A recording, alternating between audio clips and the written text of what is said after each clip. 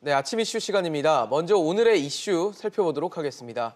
오늘 아침 이슈로는 종부세 상한선 만들자, 삼다수 물 끊기나, 또 찜찜한 반값 통행료, 그리고 월소득 148만 원 이하 노인의 기초연금 이 네 가지 이슈를 차례대로 살펴보도록 하겠습니다. 네, 오늘 아침 이슈 함께해 주실 두 분의 패널 소개해드리겠습니다. 상명대학교 경영학부 서지영 교수, 법무법인 이경 최진영 대표 변호사입니다. 두 분 어서 오세요. 안녕하세요. 안녕하십니까?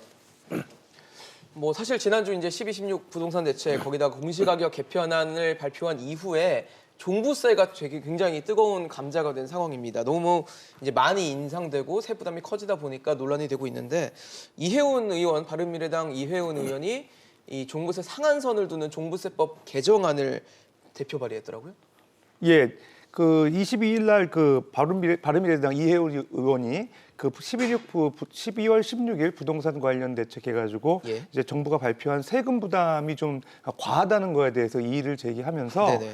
세금 부담을 좀 완화할 필요가 있다 그래가지고 그 22일 날 예. 그 보유세 폭탄에 대한 실거주자 보호 차원의 이제 그 법안 개정안을 대표 발의했습니다. 예. 그 내용을 보게 되면은 이제 공정시장가액 그 비율이라든가 세율, 그다음에 공시 가격이 이제 인상이 되면서 이제 고가 아파트에 거주하는 실거주자의 세금 부담 주는 게 좀 완화돼야 될 필요가 있다 얘기를 하시면서 그다음에 22일 이제 얘기할 때 이제 1주택 실수요자의 이제 보유세 완화를 이제 초점을 맞춰서 이제 대표 그 발의를 했어요. 예. 그래서 내용을 보게 되면은 1주택 보유자의 경우에 세부담이 한 번에 이제 130% 이상 오르는 거에 대해서 오르지 못하도록 이제 규정할 필요가 있다 얘기를 하고 사실 그 기존 정부안이 이제 공시가격 9억 이상 되는 이제 그 아파트나 주택에 대해서 부과하는 이제 종부세의 어떤 1주택자의 경우에도 조금 오른 경향이 있거든요. 예, 한 150%까지 오른 경향이 있기 때문에 그거를 130%까지 좀 그 상한선을 두자. 그다음에 이제 2주택자 종부세 부과자의 경우에도 상한선이 지금 이제 200%에 300%로 이제 오른 상황이기 그렇죠. 때문에 그것들을 좀 그 낮추자고 하는 그런 발의가 있는 것 같습니다. 그래서 결국 이제 종합부동산세 일부 개정안에 대해서 이해운 대표를 중심으로 해서 일부 대표위원들이 대표 발의를 해놓은 상태입니다.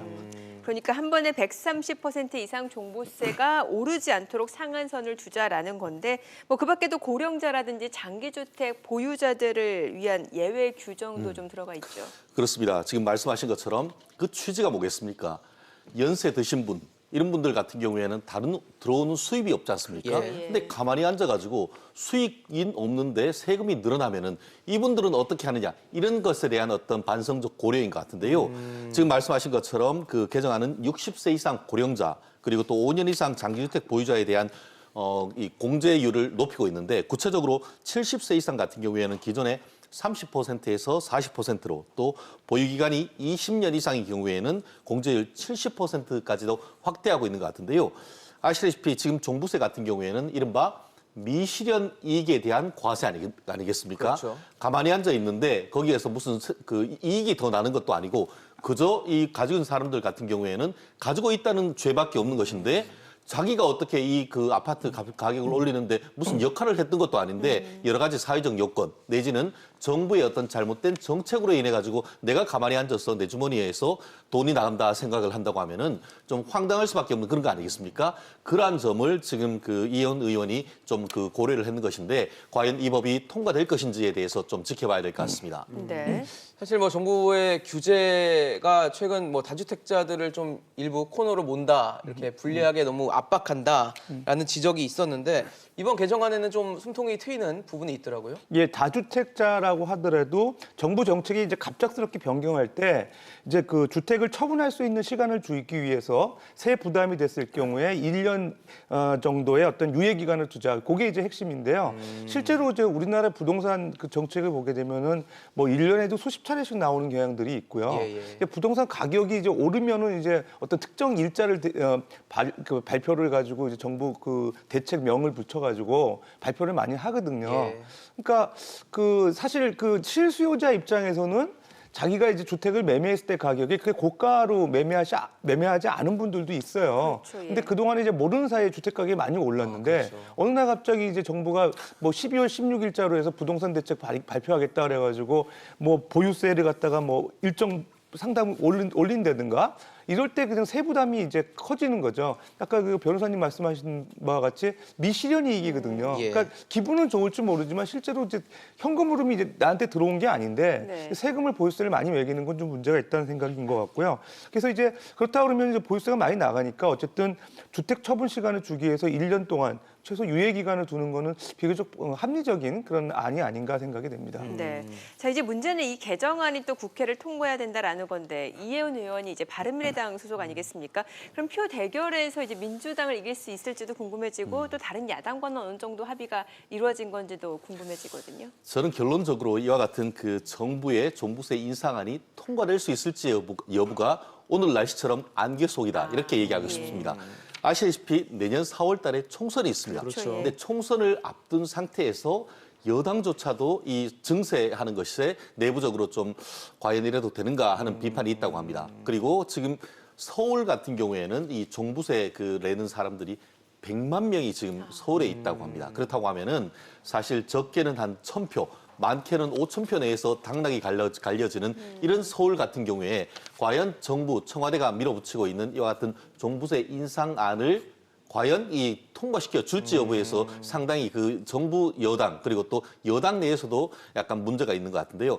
그런 전체적인 배경이 있다라고 할 경우에는 이와 같은 이혜훈 의원이 내는 안이 나름대로 어떤 타협안으로서 통과될 가능성이 있어 보이는데요.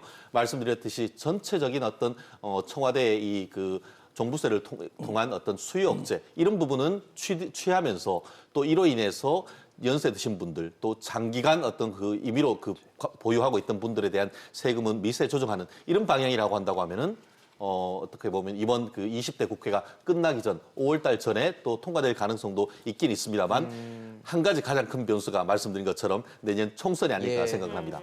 네. 국회 상황은 좀 지켜봐야 될 것으로 예상이 됩니다. 다음 이슈 체크해 보도록 하겠습니다. 국내 생수 시장 1위 제주 삼다수인데요. 이 제주 삼다수 공장이 가동 중단 위기에 몰렸다는 소식이 들어와 있습니다. 노조가 쟁의 행위를 결정했다고 하는데 이 쟁의 행위를 결정했다 어떻게 의미를 좀 해석해야 될까요? 예, 삼다수 같은 경우는 국내 생수 시장 40% 시장 점유율을 차지하고 있는데요. 지난 20일 오전 10시부터 21일 11시까지 노동조합은 605명을 대상으로 해가지고 노동 이제 단체 협약 체결 관련해서 쟁의 찬반 투표를 했습니다. 예. 605명 대상으로 해서 그래서 결과적으로 97% 이상의 이제 압도적인 수치로 이제 찬성으로 이렇게 통과가 됐고요. 예. 요게 이제 갖는 의미는 사실 1995년도에 제주특별자치도 네. 개발공사가 이제 출자한 제주 삼다수를 만들어내는 그런 공사 사업을 하고 있는데요. 예. 여태까지 이제 노조가 없었거든요. 그러다가 이제 사실 지난해 10월에 이제 30대 이제 노동자 생산 공장에서 일하시는 분이 이제 기계에 이제 끼어가지고 이제 사망하는 그런 사고가 예. 생긴 예. 이후로 안타까운 소식이 여기 이제 그런 인권을 좀 보호하고 그다음에 이런 근무할 수 있는 여건을 좀 개선하자는 차원에서 2월달에 이제 노조가 이제 설립이 됐죠. 예. 그래서 이제 그거와 관련돼서 단체협약 관련돼서 쟁의 행위를 해야 할 건지 여부를 이제 투표를 하고 찬성이 됐다는 거는 앞으로도 이제 생산 차질 가능성이 있다는 측면에서 주목할 필요가 있습니다. 현재 노조가 요구하는 거는 근무 환경을 여건을 개선해달라. 여건을 좀 개선하고 그다음에 이런 사고와 관련돼서 예방 방지책이라든지 이런 좀 복지 혜택을 좀 늘려달라 이런 주장이 주요 요인인 것 같습니다. 그러니까 말씀해주신 대로 이제 제주특별자치도 개발공사가 이제 삼다수에 출자를 해서 그러면 이제 관여가 될 수밖에 없는 상황인데 그러면 이제 제주특별자치도 개발공사하고 노조가 합의를 하지 못하게 되면은 파업을 할 수도 있다 이런 의미인가요? 그렇습니다. 지금 말씀하신 것처럼 지난 주말 노조 한 600여 명의 예.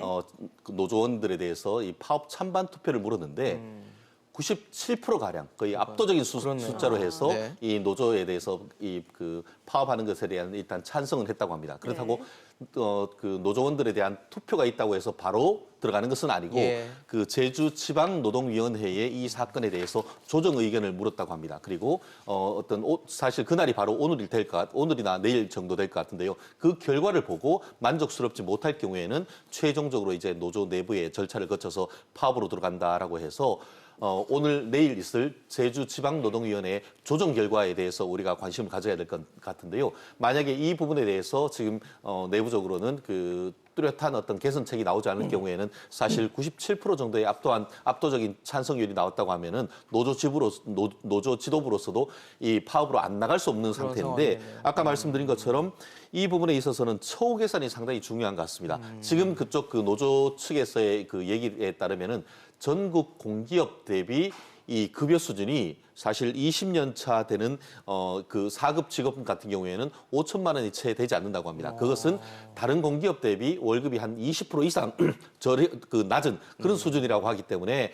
그런 부분에 대한 어떤 보상 이런 것들이 있지 않으면은 과연 이 부분이 해결될지 모르는데요. 노조가 이런 식으로 요청하는 것은 말씀하신 것처럼 전체 한국의 어떤 이 생수 시장에서 40% 그리고 지금 금액도 조만간 3천억 정도의 매출을 돌파한다고 합니다. 그러니까 어떤 정체적으로 이제 그 성과는 나고 있는데 그에 대한 어떤 과실을 어떻게 보면은 이 공사가 다 갖는다는 것은 부당하지 않느냐는 그런 어떤 문제의식의 발로가 아닌가 생각합니다. 사실 뭐 가장 큰 걱정은 아마 생산 공급이 차질이 빚지 않을까라는 우려일 텐데 파업을 하게 되면은 그런 생각이 들 수밖에 없거든요. 혹시 공장 멈춰서 생산 안 되면 나는 삼다수를 먹는데 이거 못 먹는 거 아니야? 뭐 이런 걱정을 할 수도 있을 것 같은데. 예, 시장 점유율이 삼다수 같은 경우 아까 40%라 말씀드렸는데요. 네. 2위가 한 20%가 채 안 되는 수준이고요. 그러니까 1위하고 2위하고 격차가 큰 상황에서 차이 나네요. 주요 시장 공급자입니다. 삼다수가. 예. 그런 상황에서 생수 시장 같은 경우는 계속 급속하게 이제 성장하고 있거든요. 지난 2018년 생수시장 규모가 한 1조 1천억 원 정도 된다 그래요. 그게 이제 한 4년 전에 비해서 2배 이상 오른 수치인데 그만큼 이제 국민들의 어떤 위생에 대한 관념이라든지 복지 수준이 높아지면서 생수를 찾는 사람들이 많아지다 많죠. 보니까 시장이 급속하게 커졌는데 그 40% 이상 점유하고 있는 삼다수가 만약에 생산 차질이 생겨가지고 물량 공급이 안 된다 그러면 그러니까 가장 먼저 고려해야 될 사항은 이제 소비자의 가격 급등 부담이죠. 가격이 올라가면서 소비자 판매 가격이 올라가게 되면 생수 이용하는 분들이 이제 좀 이제 비용이 이제 늘어날 가능성이 있다는 거죠. 그런 측면에서 좀 사실 불편이 가중될 우려가 있기 때문에 하루바삐 이제 어떤 노동 쟁의 관련돼서 협약이 이제 조속히 타결돼 가지고 소비자들 불편이 좀 최소화되는 국면을 맞았으면 좋겠습니다. 네. 자, 계속해서 세 번째 이슈 살펴보도록 하겠습니다. 이제 오늘부터입니다. 천안 논산 고속도로 통행료가 절반 수준으로 낮아지게 되는데 그러니까 최장거리 기준으로 봤을 때 승용차의 경우 기존에는 9,400원이었는데 이제는 4,900원만 내면 된다는 거죠. 숫자가 9,400원에서 4,900원이어서 암기하기도 쉬운데요. 네. 우리나라가 2002년 월드컵이 있었던 그해 2002년에 이 민장고속도로 천안 논산간 고속도로가 뚫렸는데요. 개인적으로는 제 친구가 다녔던 회사에서 해서 제 친구가 뭐라고 얘기했냐면은 그게 옛날에 이 천안에서 광주 쪽으로 가려고 하면은 호남 고속도로를 이용했지 않습니까? 그런데 이게 쭉 직선으로 뚫리면서 이 제법 비쌌습니다. 민자고속도로. 그런데 한 30분 정도 광주 가는 시간이 줄어들고 그리고 또 시간이 줄어들다 보니까 기름값도 줄어드는데 대신에 민자고속도로다 보니까 일반 재정에 따르는 고속도로보다 비쌌지 않습니까? 근데 그 비싼 가격보다도 시간도 단축시키고 그리고 또 이 기름값도 줄어들기 때문에 전체적으로 이게 해보면은 이 부분이 이득이다라고 했던 얘기가 납니다. 그럼 그런 상태 속에서 지금 그 가격조차도 한 승용차 기준으로서는 한 51%가량, 그리고 한 50%가량, 또 절반 정도 되죠. 일반 화물차도 그 정도보다 조금 더 하고 있는데요. 이걸 이용하는 사람들 같은 경우에는 매일 예를 들어서 이걸 왕복할 경우에 1년 기준으로 한 212만 원 정도의 어떤 통행료를 아끼는 효과가 있다라고 해서 나름대로 그쪽 지역에서 많은 사람들이 이용할 가능성은 높아졌습니다. 다만 그럼에도 불구하고 그에 따른 손실은 어떻게 하느냐. 이런 부분에 대해서 또 뒤끝을 남기는 결정인 것 같습니다. 사실 뭐 통행료 비싼 민자고속도로 하면 인천공항 고속도로도 눈에 띄는데 여기도 교통료를 내리나요? 2022년까지 이제 인하할 계획인데요. 정부가 이제 강조하는 거는 이제 동일 서비스, 동일 요금. 원칙에 의해서 제정도로 대비 이제 민자도로가 너무 가격이 통행료 비싸다 그 얘기거든요. 근데 말씀하신 이제 인천 공항 고속도로 같은 경우는 제정도로 대비 2.3배 정도 통행료가 비싸고요.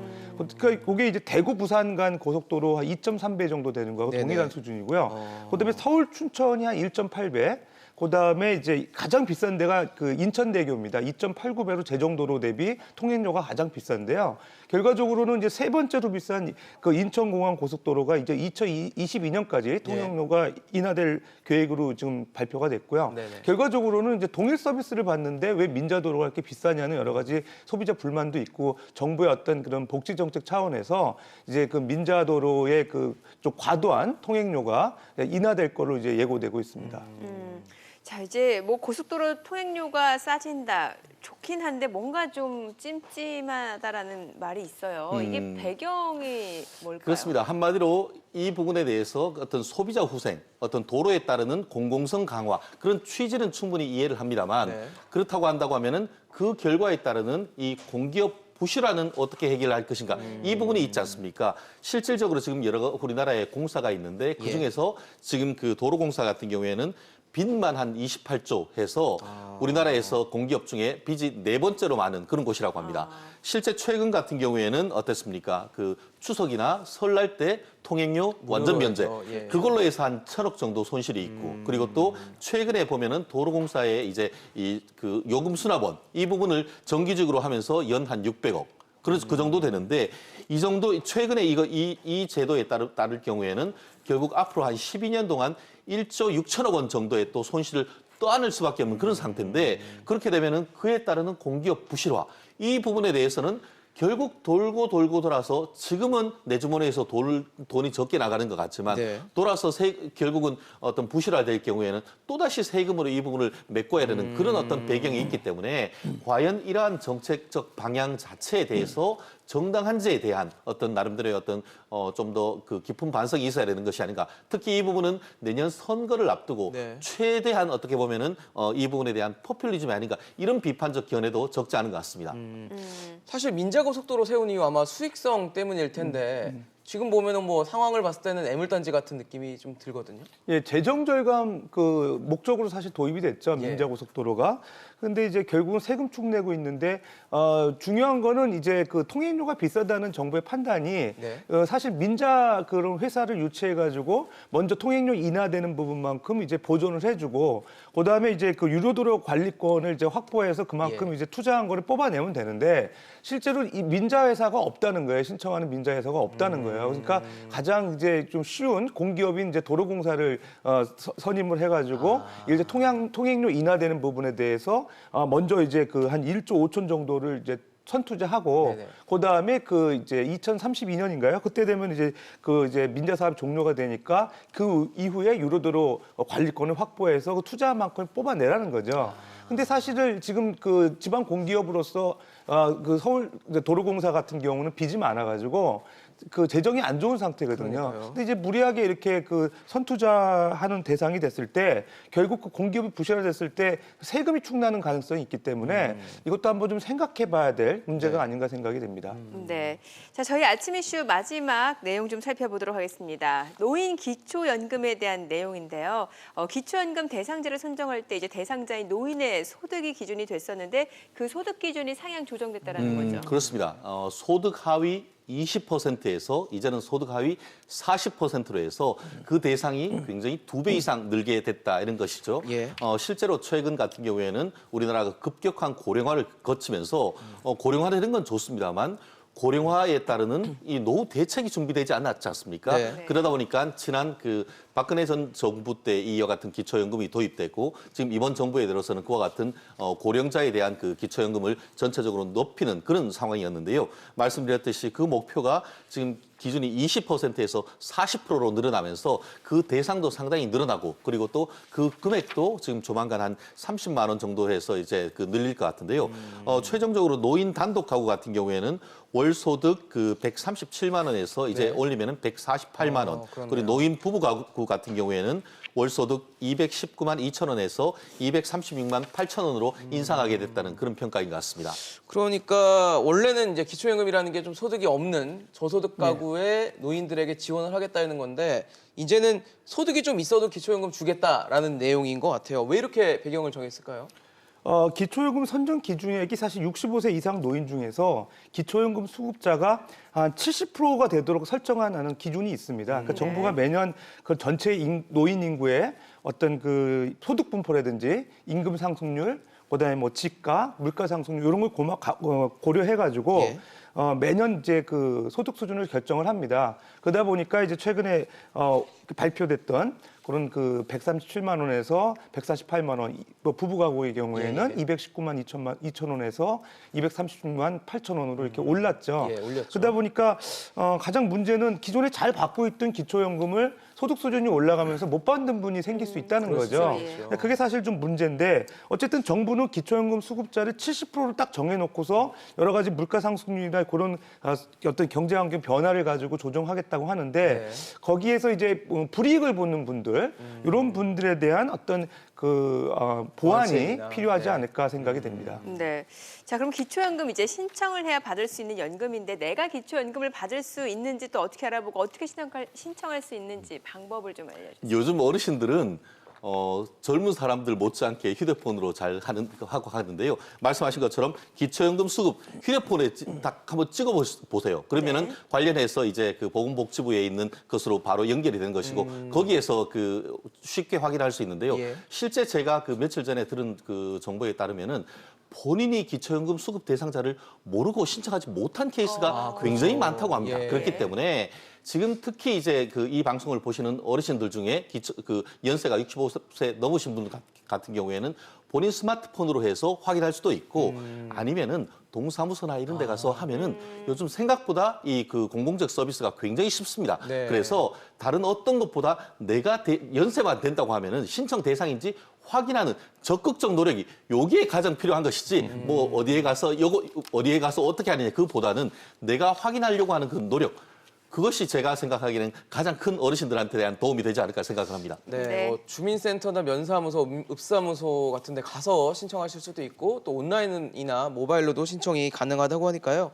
대상 이제 확인해 보시고 좀 신청을 하셔서 정부의 복지에 대해서 좀 받아보시는 게 좋을 것 같습니다. 오늘 아침 이슈 최진영 변호사, 서지용 교수와 함께했습니다. 말씀 감사합니다. 잘 들었습니다.